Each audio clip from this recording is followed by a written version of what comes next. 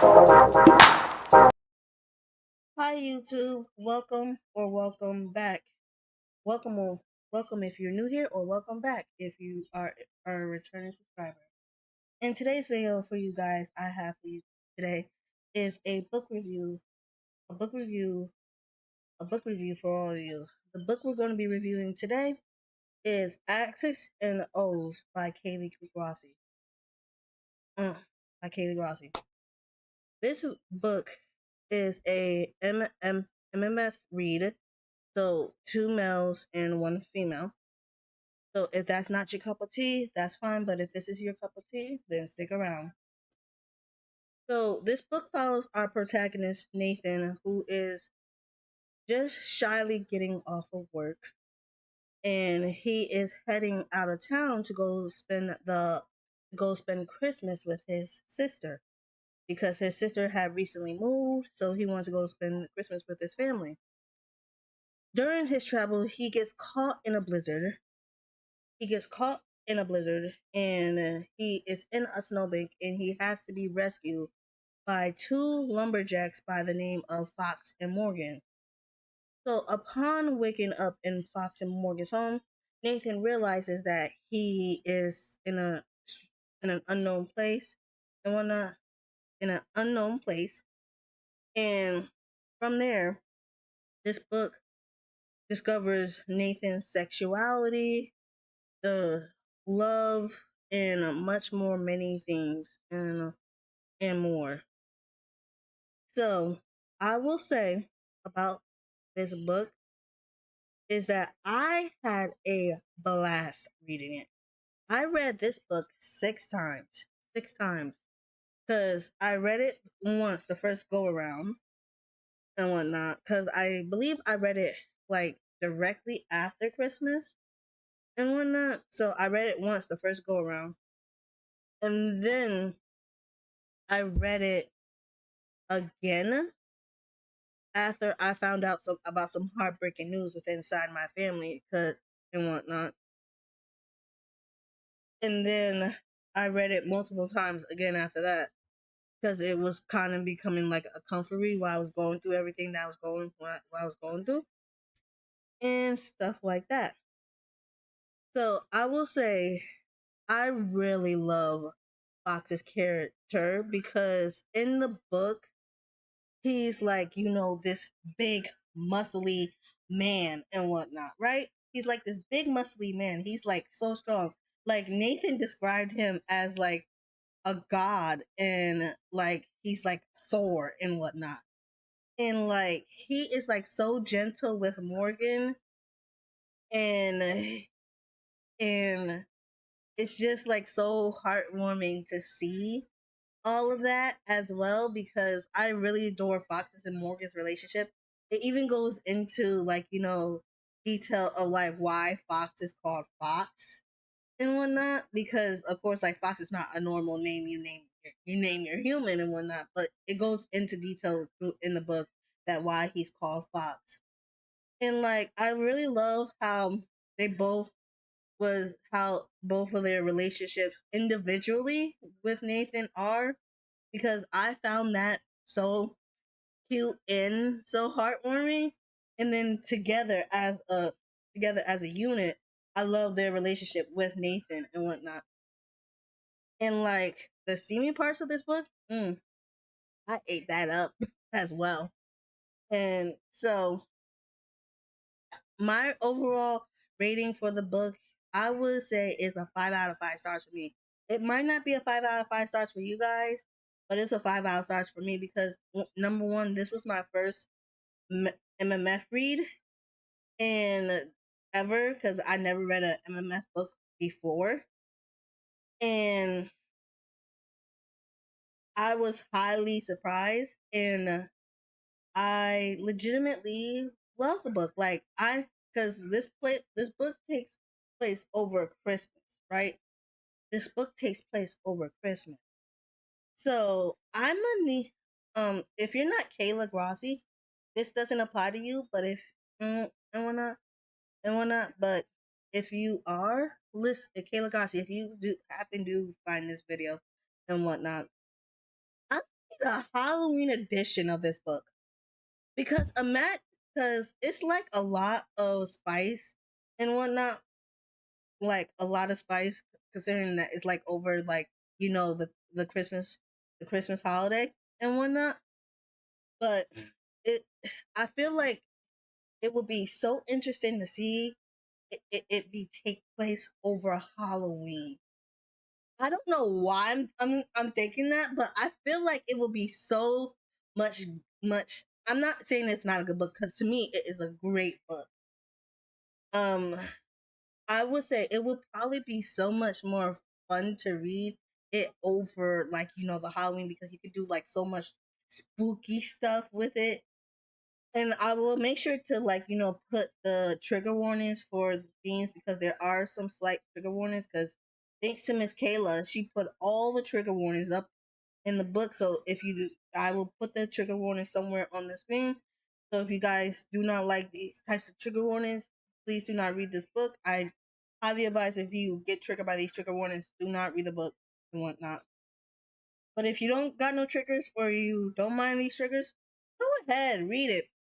My 5-star my Goodreads review will be linked down in the description down below if you guys want to check it out. But I generally had like a ball.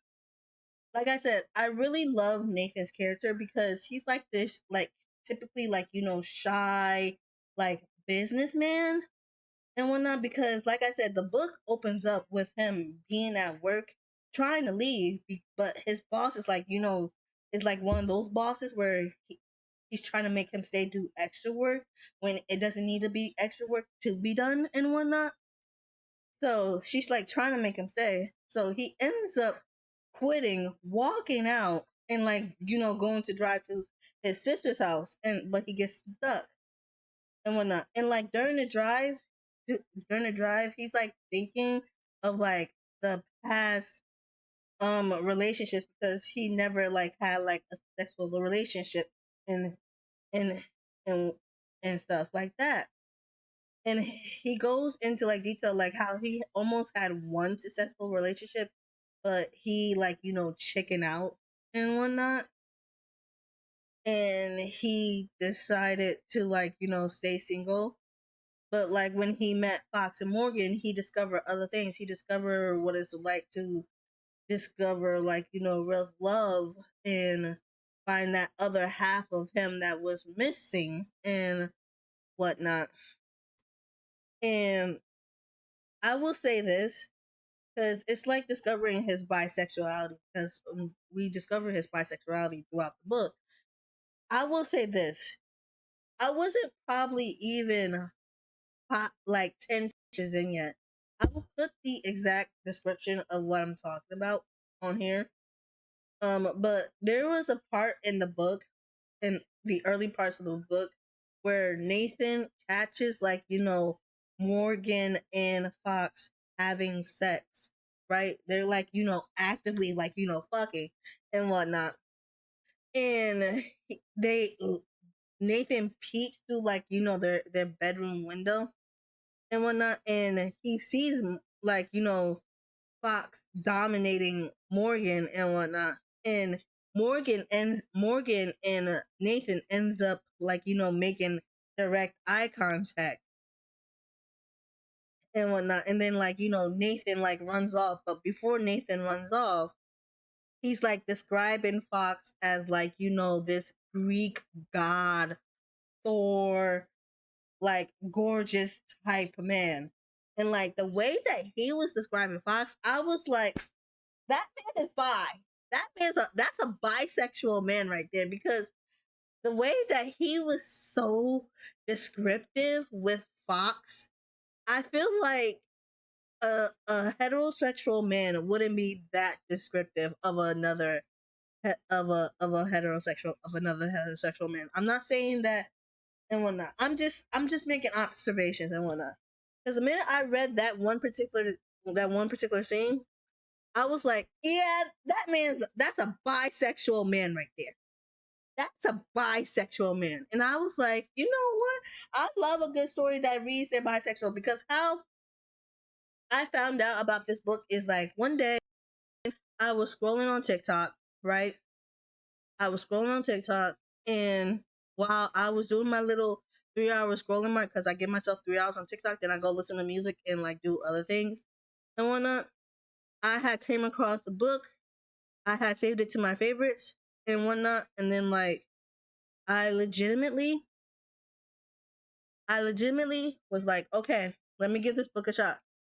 By the by the time that Nathan woke up at Fox and Morgan's house, I was in love with the book already. And this was off of the first read because, like I said earlier, I read this book 6 times. And I'm probably going to read it another 6 times after that because I really do love this book. And now I'm now a Kayla Grosse fan at after this and whatnot. Now I'm going to be consuming all of Baby Girl's work because I need everything. Num, num, num, num, num. And apparently, when I was making this video, apparently I saw that this is the first installment because when I looked up the video, when I looked up the book, it had in like parentheses that it was book one, and I was like, oh, we're getting another book. Yes, give me. I need it. I don't care if she writes like 40 installments of this book. I will legitimately eat this up every single damn time. You know what? I'm just putting it out there and whatnot. But back to what I was saying. Like the relationship between all three of them together and individually are like it's like something special to me because I really love how Kayla like took the time to like properly like flesh out the relationship between the three of them and then the relationships between like Nathan and Fox and Nathan and Morgan and like Fox and Morgan and whatnot. I feel like those are like very fleshed out for my reading taste. It may not be fleshed out for some other people's reading taste. I will say that, but it is fleshed out enough for my reading takes. So I really love how she was like, and when I really love how she did that because, like I said, with like Fox and Morgan, they're married. They've been like I believe they've been like high school sweethearts or like something like that, something along the natures of that. I can't exactly recall. But like Fox is like so gentle but so dominant with her because there's a point where like I said, they get into like a snowbank and like Fox has to go out and like shovel the snow, and but he doesn't want to leave his wife with Nathan because they don't particularly know Nathan as well as yet. And there's like a scene in the book, and that really made me love my girl Morgan, and and the scene goes like like a little bit like this where like Fox is like getting dressed to go out to go shovel the snow, right? He's like going to get dressed to shovel the snow, and he he gets dressed and he's like telling Morgan to like lock their bedroom door and whatnot because he doesn't want like Nathan to like do anything to her while he's out because he doesn't fully trust Nathan at yet because he was like even hesitant to like bring Nathan to the house, but Morgan was like the one to like convince him. So he's like get it. So once he's dressed and like heading out the door, he's like telling Morgan to like lock the fucking door.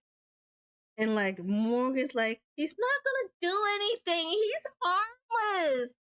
And like things like that. She's like, baby, he's harmless. Like, in that like type of tone and whatnot. And and like Fox in like his most dominating voice in like nature, he's like, Morgan. He's like, Morgan, lock the fucking door. And I'm not gonna tell you twice, like lock the fucking door. And like Morgan's like being a brat and like pouting her. It's like sticking out her lip. It's like puffing and like and whatnot. And like Fox like grabs her by like the throat and was like, Morgan, lock the damn door. And she's like, mm. And she's like, all right. And then like Fox leaves out their bedroom and then he's like zipping up his coat and he's like waiting to see if Morgan's gonna actually do what she's told. And then like a few seconds later, she locks the door and he's like, "What a good girl." And I'm like, "Oh my, I literally motherfucking lost it." Oh. I was like, "Yes." Like, give me a man like Fox, and I will like legitimately die motherfucking happy. I will die motherfucking happy if I had a man like Fox. But I can't wait to see what the next book is going to be like. Cause I don't know. Really hope that we get another look as to see what is up with like the three of them. Cause I really love them as characters. Like those are my babies, especially Nathan with how like because you can see like the character development within Nathan because like I said, Nathan was like, this shy businessman. He it's not like you could walk all over him like he was like a doormat, but he couldn't like but he was like scared to make, decisions and like ruffle some feathers, but along the way he learns that it's like okay to ruffle some feathers and like, get what you want and like it's all thanks to like with the help of like Fox and Morgan and like we really see like what Nathan's potential is really like because he went from like this shy businessman to like learning how to be like more confident and more direct in like what you want. So I really do love that for him and I really do love the book. I would suggest you give it a read if this is like up your alley and whatnot. Like I will be forever now consuming all of Kayla's works. Consider me now like one of her biggest fans at this point. And I legitimately remember I came across another TikTok of hers about the book again. And she and like I literally wrote in the comments like how I'm like saying like, oh, I'm in the middle of writing a YouTube video. She was like, oh my god, thank you so much and whatnot.